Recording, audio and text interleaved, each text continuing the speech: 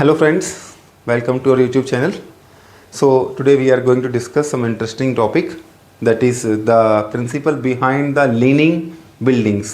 Means कुछ buildings आपने ऐसी देखी होंगी बड़ी बड़ी जो सीधी खड़ी ना होने की बजाय कुछ एंगल पे टिल्ट होती हैं, तो उनके पीछे क्या प्रिंसिपल है वो हमारी 11th क्लास का टॉपिक है जो हम डिस्कस करने वाले हैं डिटेल में अभी सारा। तो जो टॉपिक हमारा है that is concept of center of gravity and centre of mass. तो सेंटर ऑफ ग्रेविटी क्या है, सेंटर ऑफ मास क्या है, अभी हम डिस्कस करने वाले हैं। वीडियो में लास्ट तक बने रहेंगे, आप सारी चीज़ें जानेंगे। तो सेंटर ऑफ मास की पहले बात करते हैं। Center of mass is a point where the whole mass of the body is suppose to be present. इसका मतलब कोई ऐसा पॉइंट बॉडी का जहाँ पूरी बॉडी का मास हम एज्यूम कर सकते हैं प्रेजेंट है।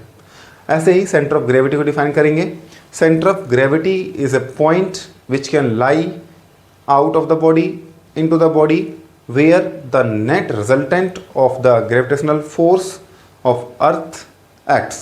That means पूरे बॉडी का नेट वेट किस पॉइंट पे लग रहा है उसको हम बोलते हैं सेंटर ऑफ ग्रेविटी। जनरली होता क्या है, centre of gravity centre of मास एक ही पॉइंट पे होते हैं, बट अगर हम बात करते हैं माउंट एवरेस्ट की, बहुत ज़्यादा हाइट पे जाता है कोई ऑब्जेक्ट, तो उसका centre of gravity centre of मास से थोड़ा सा नीचे आ जाता है।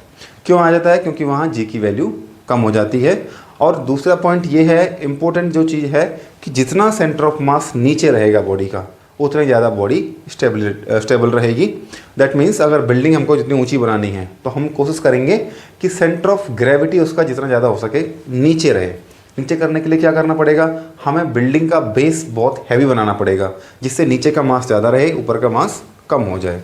तो ये कंसेप्ट हम अभी चलने वाले हैं, इसको आगे लेके। अब हम बात करते हैं सेंटर ऑफ मास की। तो सेंटर ऑफ मास निकालते कैसे हैं पहले देखते हैं। सेंटर ऑफ मास पहले हम डिस्कस करेंगे दो पार्टिकल सिस्टम का, उसके बाद N particle system.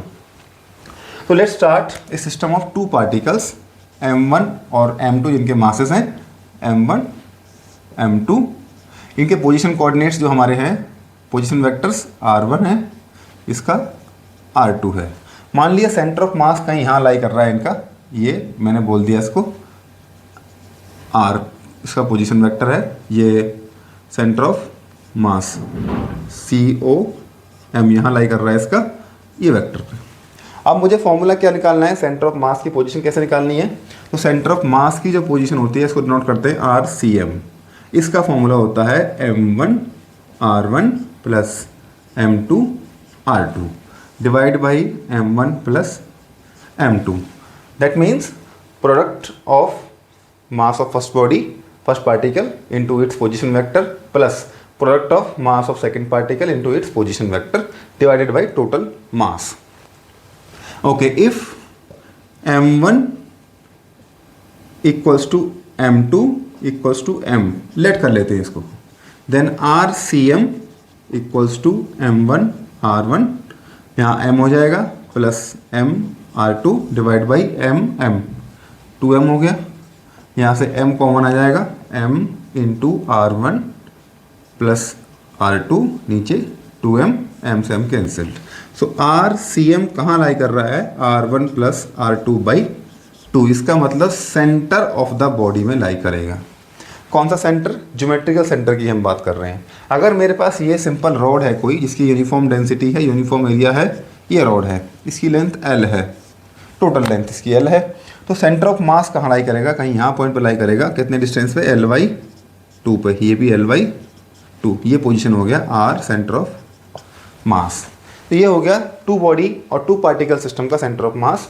Now let's discuss about the center of mass of n particle system, जिसमें अंदर एन पार्टिकल्स हैं। तो सेंटर ऑफ मास कैसे निकालेंगे वो देखते हैं, चलो। Okay, so now we will calculate the center of mass for n particle system. Then we will consider n system of coordinate and a body of any shape having n number of masses or particles. We can say this is m1 position coordinate, इसका r1 लिखेंगे 3D में, m2 second mass, इसका r2, and similarly we can write up to mn, इसका position coordinate Rn. Let center of mass lies here. Then position coordinate of center of mass is capital R CM. यहाँ CO m centre of mass हो गया। अभी क्या कर रहा है हमको, जैसे दो पार्टिकल सिस्टम में हमने काम किया था, सिमिलरली वही काम करना है। तो आर सी एम का वैल्यू क्या होगा, m1 r1 plus m2 r2 plus plus plus plus so on up to mn rn divided by all the masses m1 plus m2 plus plus up to mn। Okay, now let sum of m1 plus m2 plus plus mn equals to capital M. This is total mass of the body. So this we can write RCM equals to m1 r1 plus m2 r2 plus plus plus mn rn divided by total mass M. So from this formula we can say center of mass का coordinate क्या है, weighted average of r1 r2 r3 rn, ये क्या है, position coordinates of individual masses. So single sentence में हम लिख सकते हैं, we can say that position coordinate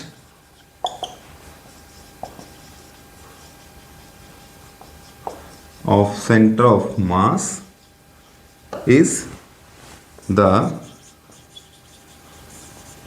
weighted average of position coordinates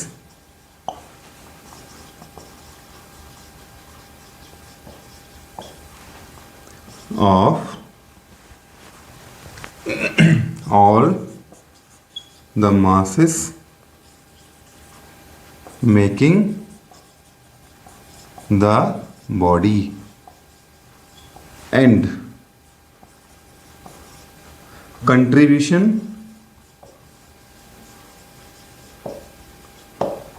of each particle present in body proportional to its mass।